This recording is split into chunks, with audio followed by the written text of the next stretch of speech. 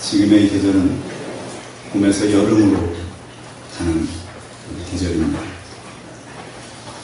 봄에 폈던 이 꽃들은 여름에 또 이제 결실을 하고 거두어지게 됩니다.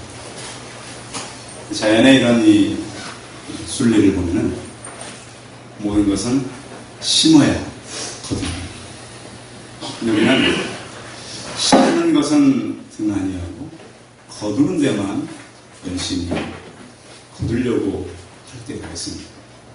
그래서 성경은 거두기 위해서는 반드시 해야 하는 조건이 있습니다.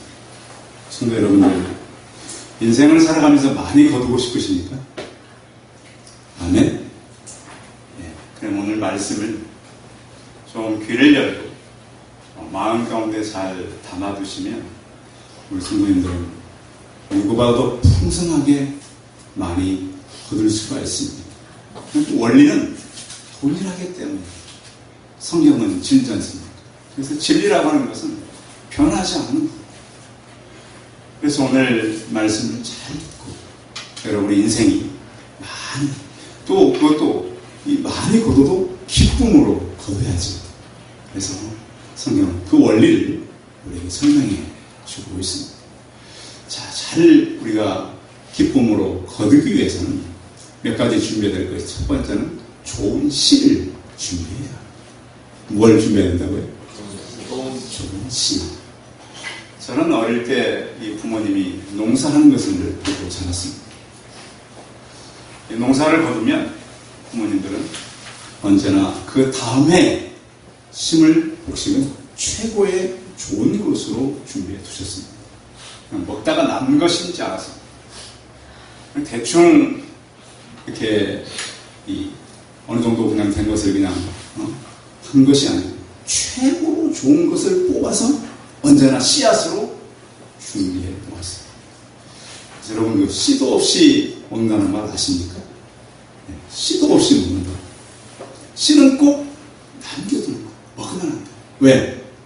그 다음에 애는 그걸 반드시 심어야 먹을 수 있기 때문에. 인생도 물론 우리가 이 육신을 위해서도 이렇게 준비를 해서 심어야 합니다. 무엇을 하든. 근데 성경을 보면 성경은 이렇게 말합니다.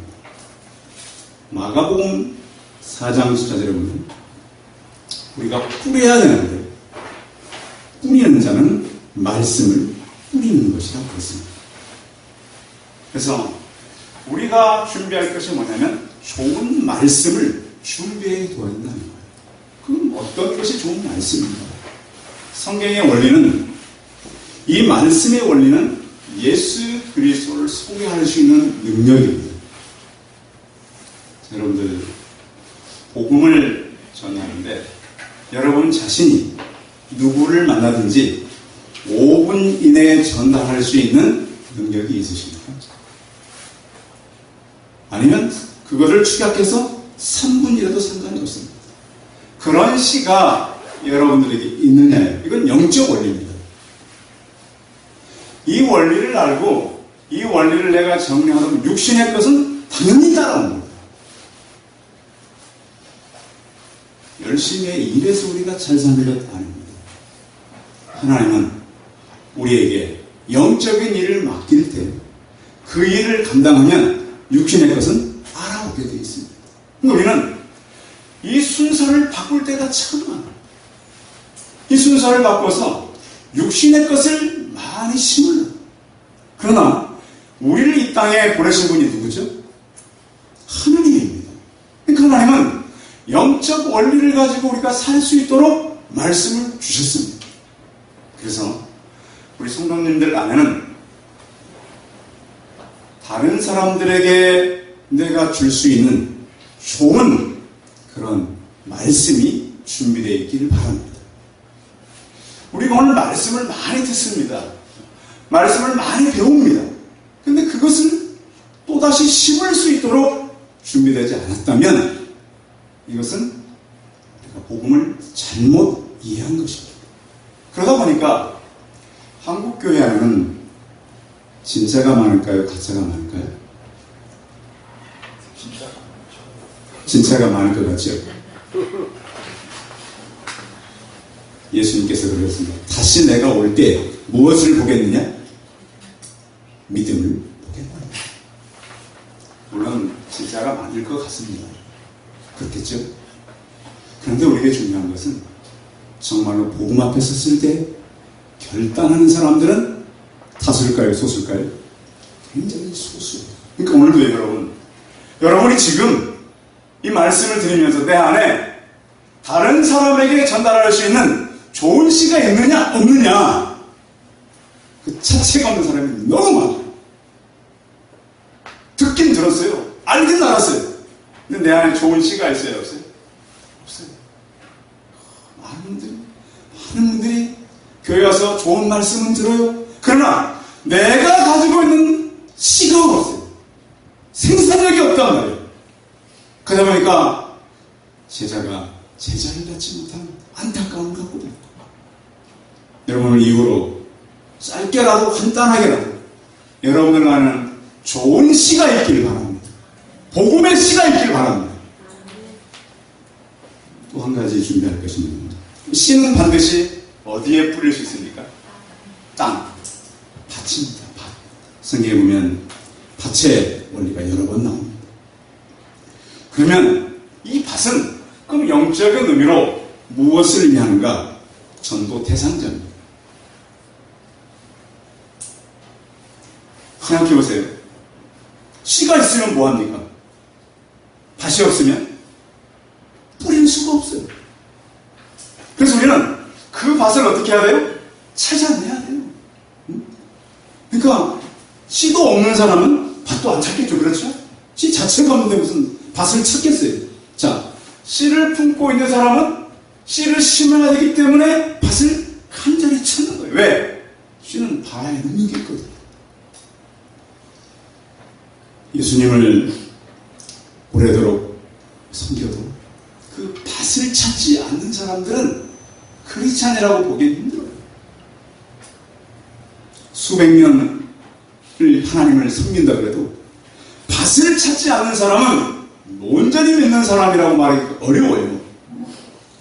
마태복음 13장 10절에 보면 아무나 천국 말씀을 듣고 깨닫지 못할 때는 악한 자가 와서 그 마음에 뿌리는 것을 빼앗나니 그랬습니다. 성경은 예수님의 제자들 바닷가서 많이 부르셔서 가지고 이런 말씀을 했어요.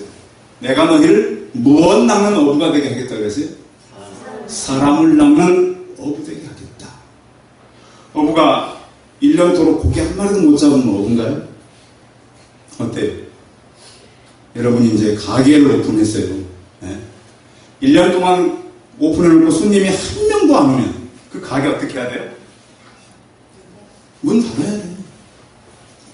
우리가 하나님께서 부르신 그러한 사람 낚는 업, 우리 안에 씨가 있는 사람들은 반드시 밭을 찾아서 그 씨를 뿌려야 되는 거예요. 성도 여러분, 저는 우리 성도들 안에 밭을 찾는 열심이 있기를 바랍니다. 오늘도 우리 성도님하고 되게 찾아본 목사님, 저는 전도하고 싶은데 참 힘들 때가 있어요. 어려운 때가 있어요. 쉽지 않아요, 전도는. 그러나 밭을 찾는다고 하는 것은 그 마음에 뭐가 있는 거예요? 씨가 있는 거예요. 씨가 있는 사람은 반드시 밭을 찾아서 뿌리게 돼 있습니다. 그런가 하면 또 뿌리고 나서는 많은 희생이 있는 거예요.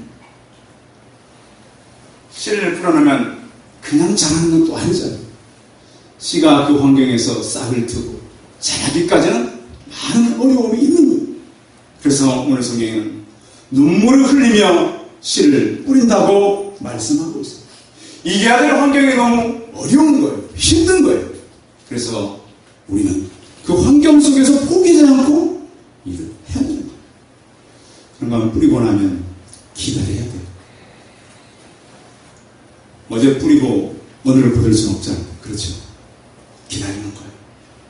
갈라디아서 6장 9절도 보면 우리가 선을 행하되 낙심하지 말지 피곤하지 아니하면 때가 이름에 거두리라 그랬습니다. 식물 중에 금방 자랄 것 같은데 빨리 자라지 않는 나무가 있는 대나무죠. 성장 속도를 보면 가장 늦게 자라는 것이 대나무라고 그래요. 우리가 죽순으로 알고 있는 이 대나무는 석 달 만에 16m에서 25m까지 석 달 만에 자라요. 근데 심어두면 몇 년 동안은 보이질 않아요. 그 몇 년 동안 뭐 할까요? 그 짧은 시간에 자랄 수 있는 준비를 다 하는 겁니다. 그래서 거의 땅속에서 한 5년 동안 보이지를 않다가 죽순이 나오기 시작하면 하루에 막 30cm, 40cm 짜리 하루에. 그래서 금방 15m, 25m까지 막 자라는 거예요. 휙.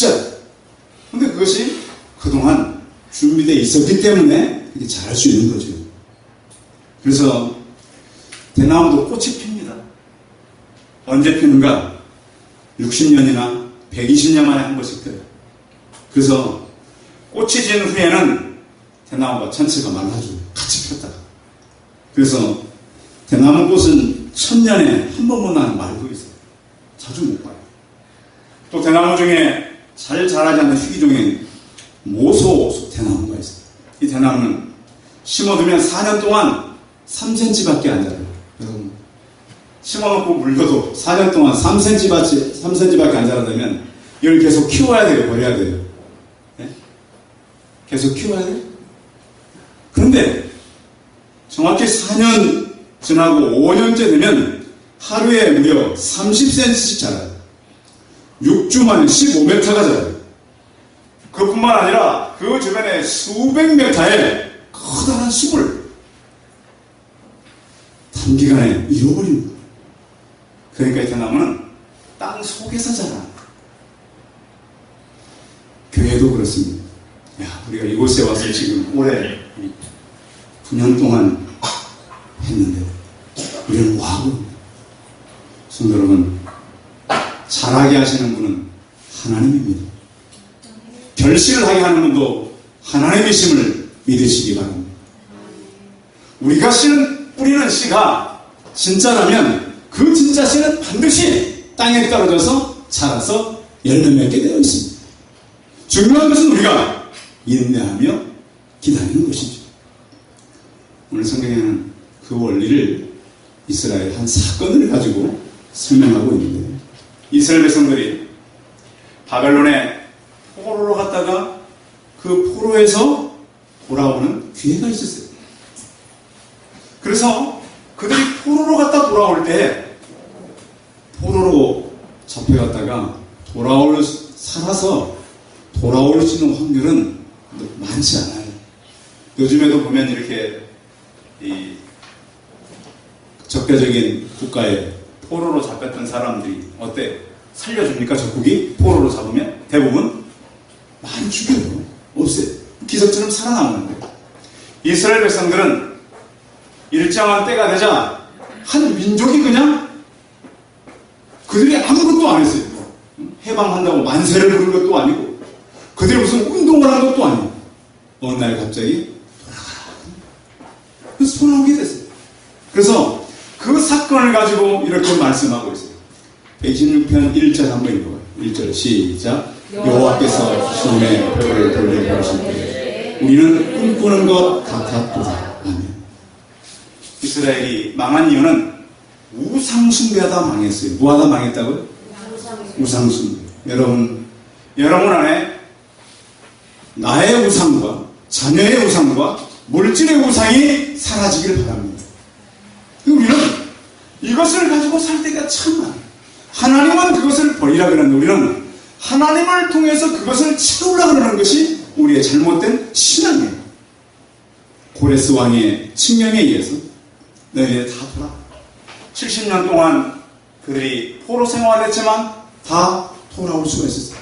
1, 2, 3차에 의해서 그들은 계속 돌아왔어요. 그래서 그들은 지금까지 인생을 살면서 꿈꾸는 같은 인생을 경험하게 된 거예요. 성도 여러분, 정말 성도들도 여러분들이 할 수 없고 여러분들이 심령 속에 품었던 것들, 여러분들의 소원이 기적처럼 이루어지는 하나님의 능력을 경험하는 때를 만나시기 바랍니다. 왜냐하면 그런 기적은 성경에만 있는 것이 아니에요. 믿는 사람들 안에 일어날 수 있는 하나님의 능력이기 때문입니다. 그래서 그들은 믿기지 않는 현실을 만날 수 있었습니다. 불가능이 가능하게 되었습니다. 우리의 삶에서도요, 여러분 자녀들의 문제라든지 또 가정이라든지 개인에 얽혀있는 인간관계라든지 이런 것들이 하나님 앞에서 해결되었어요. 자, 그들의 반응이 어땠냐면 2절이죠. 2절 읽어봐요. 시작. 그때 우리 입에는 웃음이 가득하고 우리 혀에는 찬양이 찼었다. 그때 온 나라 하나님께서 여호와께서 이를 위하여 큰 일을 행하셨다 하였도다. 아멘. 그들의 입에는 뭐가 찼어요? 웃음이, 혀에는 찬양이. 그래서 입에 웃음과 혀에 찬양이 가득하게 된 거예요. 70년 동안 웃지 못하고 거의 우울하게 살았던 그들. 이제는 하나님을 찬송하고 웃고 살아갈 수가 있었어요. 그것은 왜 그랬느냐면 에스라 1장 1절에 보면 바사왕 고레스 원년에 여호와께서 예레미야 입을 통하신 말씀을 이루게 하시려고 바사왕 고레스의 마음을 감동시키심에 그가 온 나라에 공포도 하고 소소도 내려 이르되 하나님께서 고레스의 마음을 무엇시켰다고요? 감동시켰어요. 감동시켰다라고 하는 말은 마음을 일깨웠다는 거예요. 마치 새벽을 깨우듯이 마음을 휘젓고 뒤흔들어서 너는 일을 해야 된다. 우리 그런 때 있잖아요. 그 마음이 막 뜨거워져가지고 이 일을 꼭 이루어야 되겠다는 의지. 그런 거 있죠. 근데 그것은 참 막기가 어렵더라고요. 사람이 어떤 의지가 막 발동해가지고 그 일을 위해서 막 이루려고. 고레스가 그런 거예요. 하나님께서 그 마음을 감동시켰어요. 그 일을 한 게 아니에요. 하나님께서는 그래서 우리가 할 수 없는 일, 우리 주변의 사람들, 능력의 사람들을 통해서 하나님 일을 이루실 것입니다. 그래서 저는 우리 교회, 여러분 가정 안에 고레스를 통해서 감동을 이룬 것처럼 하나님의 감동을 통해서 하나님의 역사를 경험하고 하나님의 능력이 여러분들의 가정 안에 충만하게 나타나길 바랍니다. 그런 역사를 이스라엘들이 경험했어요. 그런데 그들은 일본은 돌아왔는데 다 돌아온 것은 아니었습니다. 자, 돌아오지 않은 그들을 향해서 그들은 이렇게 기도하는 거예요. 자, 4절 같이 읽어요. 4절 시작. 여호와여 우리의 포를 남방시내같이 돌려보내셔서. 하나님, 우리의 남아있는 사람들이 있습니다. 그들이 남방시내들같이 돌려보내달라고 그들은 기도하고 있습니다. 남방의 시내가 이스라엘은 거의 없습니다. 그럼 어떻게 이런 표현을 할 수 있는가? 어제도 서울 쪽에 10mm 정도 비가 온다고 그랬는데 좀 더 오고 있는 것 같지 않아요? 그렇죠? 네. 이스라엘 그 밑에 쪽에는 거의 사막지대예요. 근데 어떻게 시내가 만들어지는가? 사막이다 보니까 거의 모래가 얹지죠. 그 사막의 모래. 그래서 물이 이렇게 쏟아지면 빨리 들어가지는 못해요. 밀가루 이렇게 갖다가 물 부으면 밀가루가 바로 물을 빨아들이는 건 아니잖아요. 그렇듯이. 그러니까 순식간에 뭐가 생겨요? 물이 땅속에 못 들어가니까 그냥 감이 생기는 거예요. 남방시내같이. 하나님, 포로들을 좀 빨리 돌아올 수 있도록 우리를 붙들어 주옵소서. 그렇게 기도한 겁니다. 어떻게 보면 하나님 믿는 사람들이 가는 곳에는 사막이라도 비가 오고 아무리 척박한 환경이라도 샘이 솟는 그러한 역사가 있기를 바랍니다. 그래서 사람들이 붙잡혀가지고 돌아오지 못하는 포로 같은 사람들이 있어요. 이 시대를 살아가는 사람들은 많은 문제를 갖고 있어요. 문제는 갖고 있지만 그 문제 속에서 빠져나가는 창문을 발견하지 못해요. 제가 오늘 여러분 어떤 문제를 갖고 있든 그 문제에서 빠져나갈 수 있는 창문 하나를 가르치려고 해요. 한번 따라하겠습니다. 기도는 문제를 해결하는 창문이다. 이건 거짓말이 아니에요. 무슨 일을 만나든지 기도하면 그 일에 하나님의 능력이 시작된다고 믿으시기 바랍니다. 내가 할 수 없는데요. 하나님은 할 수 있습니다. 어떤 분이 이런 글을 썼습니다. 타겟이라고 하는 사람이 쓴 창이라는 소설에 보면 이런 얘기 나옵니다. 한 병실에 두 남자가 입원해 있었습니다. 한 남자는 폐암 말기 상고를 받은 사람이었고, 한 남자는 디스크 환자였습니다. 두 환자가 한 병실 안에 있는 거예요. 폐암 말기 환자는 그 침대에서 좀 왔다 갔다 할 수 있었고, 디스크 환자는 묶여 있었습니다. 굉장히 고통스럽게 신음하고 있는데, 폐암 말기 환자는 보니까 자유가 있는 거예요. 왔다 갔다 하면서 싱글싱글. 그래서 막, 도대체 저 사람 폐암 말기 환자가 왜 이렇게 웃지? 그래서 창을 이렇게 내다보고 있는 거예요. 디스크 환자가 막 물어봤어요. 도대체 뭘 보고 그렇게 웃습니까? 폐암 말기 환자가 창밖을 설명합니다. 아름다운 호수에 보트가 있고 백조가 한가를 떠 있고요. 호숫가를 산책하는 여인들이 잔디밭에 아이들이 뛰어다니는데 정말 예쁘다. 디스크 환자가 와, 저 환자가 저렇게 여유가 있는 거예요. 창 밖에 저 환경 때문에 그렇구나. 그래서 병원에서 야 이건 같은 돈 내고 누구는 창가에 저걸 구경하고 나는 이게 뭔가 불평불만하고 있었어요.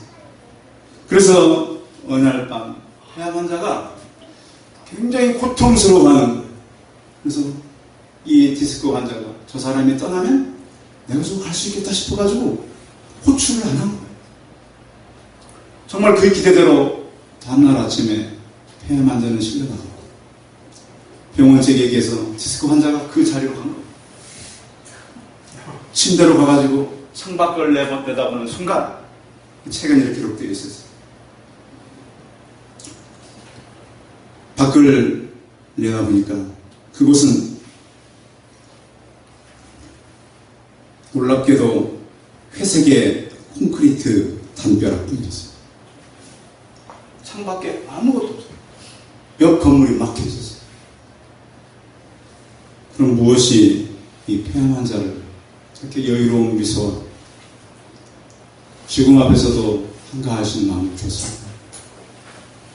여러분, 이 문제의 창이라고 하는 것은 믿음의 사람들만이 해결할 수 있는 하나님이 주신 특별한 은혜입니다. 성도 여러분, 어떤 큰 문제와 힘든 일에 묶여있다 할지라도 우리는 기도하면 그 창이 열려있다는 사실을 믿으시기 바랍니다. 그리고 세상 사람들과 우리가 가는 길은 똑같은 길이 아니에요. 요즘 막 버스비가 오르고 물가가 오르니까 완전히 그게 아니에요. 믿음의 사람들은 가는 길이 달라요. 다 막혀도 열린 길이 있어요. 성도 여러분, 하늘이 막혀도 기도의 창을 열려 하나님을 만나는 여러분 되시기 바랍니다. 또 한 가지는 사람들은 죄의 포로죠. 그 죄 때문에 사람들이 살아가는, 나중에 보면 사람들이 죄를 짓는 거잖아요. 나중에 보면 죄가 그 사람을 이끌고 다니는 거예요. 죄의 포로가 돼가지고 꼼짝없이 그 죄에 대한 사람이 살아가는 거예요. 죄의 뒤에는 사단이 있어요. 문제도 문제고 죄도 문제지만 더 큰 문제는 문제의 근원은 사단이 그들을 끌고 가는 거예요. 그래서 공중 권세 잡은 자의 풍속을 쫓아 살아. 그러나 하나님을 아는 사람들은 내면에 질서가 있는 줄 믿으시기 바랍니다. 그 질서가 있어요, 내면에. 그러다 보니까 어떤 문제가 와도 든든한 내면의 질서를 인해서 견딜 수 있는 능력이 있다고 하는 거예요. 성도 여러분, 여러분은 어떤 문제에 붙잡혀 있습니까? 그 포로에서 기도의 창을 여시고 나와서 하나님을 만난 성도를 되시기 바랍니다. 또 한 가지는 우리가 씨를 뿌릴 때 만나야 될 환경이 이렇게 기록되어 있습니다. 마지막 6절에 보입니다. 시작. 울며 씨를 뿌리는 반드시 기쁨으로 그 곡식단을 가지고 돌아옵니다. 울며 씨를 뿌린다라고 하는 것은 그만큼 씨 뿌릴 때 어려움이 많다는 거예요. 성도 여러분, 우리 교회가요, 전도하려고 할 때 어려움이 참 많아요. 그러나 우리는 그 환경을 이기고 나가는. 그래서 때로는 그 환경 때문에 눈물이 날 때가 있어요. 다윗이 보면 시편 56편에 나의 눈물을 주의 병에 담으소서. 하나님, 내 눈물을 주의 눈물병에 담아주십시오. 어떻게 패밀리데이는 눈물로 준비해야 되는 그런 패밀리데이인지도 모르겠습니다. 그런데요, 중요한 것은요, 남을 위한 건 없어요. 다 우리가 주를 위해 사는 일은 다 자기를 위한 거예요. 오늘 한국교회 왜 이렇게 교회들이 사람들이 싸가워지고 전에 비해서 막 법정 소송을 많이 하고 이럴까요? 그 이유는 교회 안에 눈물이 사라졌어요. 전에 어떤 청년이 제가 그랬어요. 어느 집회에 갔더니 와, 목사님 대표 기도를 하면서 우시면서 기도하는 목사님이 계셔요. 그럴 수 있다. 처음 봤다는 거 이렇게 정말 기도하면서 통곡하면서 기도하는 장면을 보지 못했다는 거예요. 성경은 이사야를 통해서 하나님은 광야의 길을 내요. 사막에 샘을 내요. 엘리야를 통해서 하늘에 불을 내리시는 하나님이세요. 하나님 우리를 불쌍히 여기십시오. 야고보 사도는 너희 중에 고난을 당하는 자가 있느냐 기도할 것이요 즐거워하는 자가 있느냐 그는 찬송할 것이라 그랬습니다. 기쁨의 단을 어떻게 우리가 슬픔 속에 가져올 수 있을까요? 저는 어느 성도님의 그 눈물의 기도를 이길 수가 없는 거예요. 한 번은 저희 사택에 찾아와가지고 목사님 제가 참 어려움을 만나서 이제 서울에 다 접고 시골로 내려옵니다. 근데 그분이 만난 아픔이 참 컸어요. 결혼도 힘들었고 태어난 자녀도 일찍 떠났어요. 그 충격 때문에 고향으로 돌아가는 게 저한테 틀린 거예요. 제가 기도를 해주는데 얼마나 그분이 우시는지 제 신발 위로 막 눈물이 막 떨어져요. 근데 그분이 시골에 내려가서 다행히 자리를 좀 찾고 또 땅도 좀 사고 그래서 해마다 저희 교회 쌀을 보내세요. 오늘 점심도 그분이 보낸 쌀로 밥을 할 거예요. 그 쌀은 쌀이 아니고 그분의 눈물이에요. 성도 여러분, 저는 저와 함께 눈물로 기도했던 몇 분의 기도를 기억합니다. 어떤 또 가장은 제게 와서 목사님 아버지가 집을 나갔어요. 기도해 주세요. 기도를 해야 되는데 막 어깨가 막 들썩들썩 얼마나 고통스럽고 힘든지 얼마 후에 아버지가 돌아갔어요. 그분의 동생이 지금 저희 교회에 후원자가 됐어요.